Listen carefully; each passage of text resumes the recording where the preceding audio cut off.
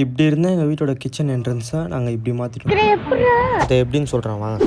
ஹாலில் தான் ஏசி மாட்டிருக்கும், ஆனால் எங்களால் யூஸ் பண்ண முடியல. ஏன்னா அந்த 2 சைடுமே ஏசி காற்று போகுது. அப்படி போகாமல் இருக்கிறதுக்கு தான் ஒன்று வாங்கியிருக்கோம்.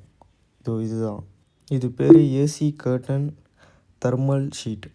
இதை வாங்கி நம்ம இங்கே ஃபிக்ஸ் பண்ணிட்டா ஏசி காற்று அந்த பக்கம் போகவே போகாதான். வாங்க அதை ஃபிக்ஸ் பண்ணி பார்ப்போம். இதை நம்ம செவுத்தில் ஃபிக்ஸ் பண்ணுறதுக்கு அது வெல்க்ரோவும் அதுக்கு ஆணியும் கொடுத்துருக்காங்க.